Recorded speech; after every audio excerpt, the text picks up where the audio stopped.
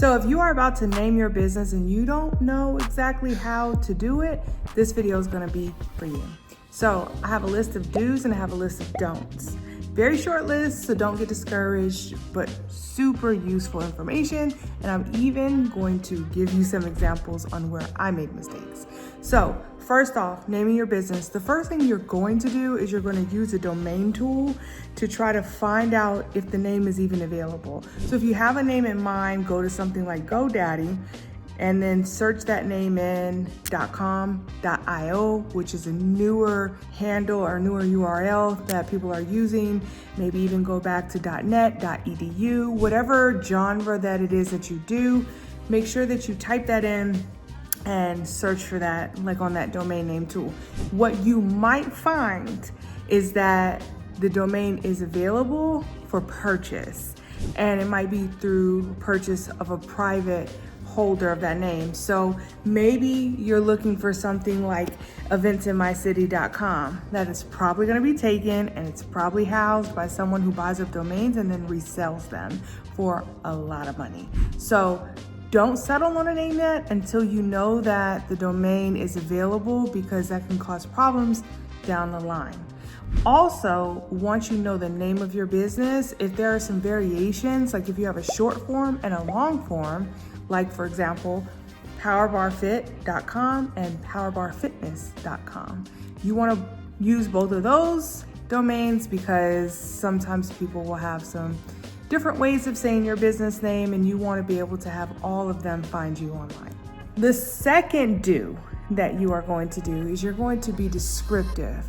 You want your domain name and you want the name of your business. So not domain name, but the name of your business to say what you do. So if it's round the world plumbing or round the world fitness or round the world teaching, right? You want your business name to say exactly what you do. That way there's no guesswork. That way you are not misjudged or prejudged before you even have the chance to share your product or service with the world. So think about it from just humans and the human perspective. Our name says a lot about us, right? Like oftentimes we can tell what culture we are or where we're from, if we're from, say, America or a different location based on our name, okay? So think about the same way with your business. It tells a story about you, and you want what you do to be in there, in the name. Also, when you are putting your name out there online, it aids in digital marketing, because if someone is searching for that service or product and it's in your name, it gives you one more tidbit to be able to be found online. The third thing you want to do when you are naming your business is you want to keep it simple. Most people are not going to remember really, really, really long names. I'll give you an example. Me. Power Bar Women's Fitness. I had that business for well over 8 years, and almost no one other than people who might have done business with me on a back end, a B2B, might have referred to my business as Power Bar Women's Fitness. Over time, that name got shorter and shorter and shorter because it was easier to roll off the tongue. It was easier for people to remember. And of course, it's just easier to write out and everything else. So you want to make sure that you keep it simple, you keep it short, and you include what it is that you actually do or sell. Last but not least, here's the thing, you want to say it out loud. I'm going to use my business as an example again because this is somewhat of a funny story, I guess, but I started it as Power Bar Women's Fitness. Then I realized it's too much to say, so I shortened it. And it was too much to write on a domain name, right? Like people typing that out. No one's typing that out. No one's gonna type that long thing out. And then it just leaves more room for error if they're typing out that domain name and they misspell a word. All right, so that leaves more room for error. It leaves more opportunity for me not to be found. So I decided to shorten it when it came to creating a website. I shortened it to Power Bar Fit. What I did not do is say it out loud.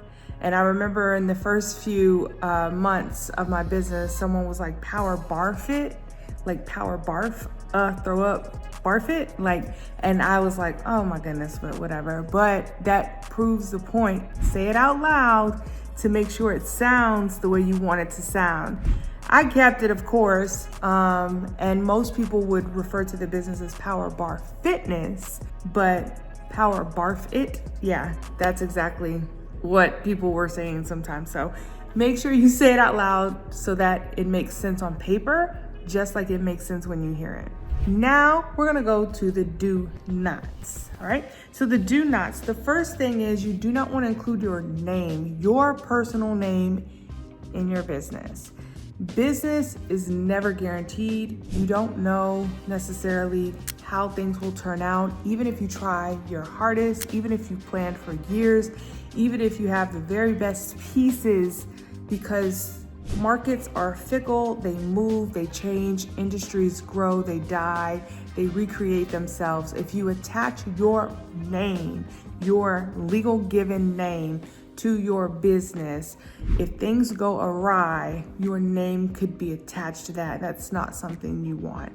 You want to salvage your reputation at all costs. You want to keep your business in a different identity, as a different identity from you. So do not put your name in the business, okay? Also, what you don't want to do is you do not want to copy a competitor's name. This is also a story of mine. I have a different brand, and that different brand, a competitor copied me. And it has created so much confusion throughout the years, and it really ultimately ended up hurting them because I was a better marketer. So I got your business and mine too. I'm sure there were things that fell through the cracks with that person and they ended up getting some of my business, but there was a constant confusion between the names because they chose to copy my name. So be very careful to set yourself apart from your competitors so that way your brand and all of the other things can stand out. Because remember, in business, we all often sell the same product or service, because if you're not, then you're really walking in dangerous territory, because how do you know if people even really want what you're selling or offering? So if you are 9 times out of 10, hopefully 9 times out of 10, hopefully 9.5 times out of 10, and hopefully 10 times out of 10, you will have some form of competitor, and they will be servicing and selling the same things that you are. So you have to be able to stand out. And if you're selling the same thing and you're named the same thing, and maybe you're in the same local area or you're found on the same platforms and you probably have the same market, then you're really just a commodity. So you want to be sure that you create a name that stands out and that is separate from your competitor. And then the last thing that you absolutely do not want to do is paralyze yourself trying to create a name. Most people that are just starting out with a brand new business, they are so afraid to move forward because they feel like I have to have my name. What you can do is, of course, you can't go to market if you don't have a name, right? You can't do that. You can't go create a website if you don't have a name. You can't create business cards if you don't have a name, right? But what you can do is you can create the inner workings of your business. You can create, well, what are my prices and what are my services and what are like the products and where am I going to get it sourced for and what is my budget and what is my profit margin goal and how many team members am I going to have and how am I going to hire, and like you can start creating the operational guidelines, the standard operating procedures of your business, and then see, like, after you're done with all of that, how do you want to be known? What do you want to be known for? What is your brand voice? And then your name can start falling into place.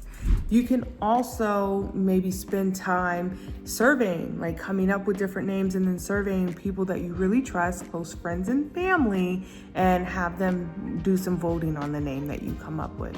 But what you do not want to do is not do anything on your business, not work at all on your business simply because you are trying to garner up a name that will turn heads in the industry, right? So do not paralyze yourself with finding out a name for your business. And those are the do's and the don'ts of naming your business. I hope this helped. If it did, go ahead and leave a like, leave a comment, subscribe to my page, and until next time, keep following for more startup entrepreneur business tips.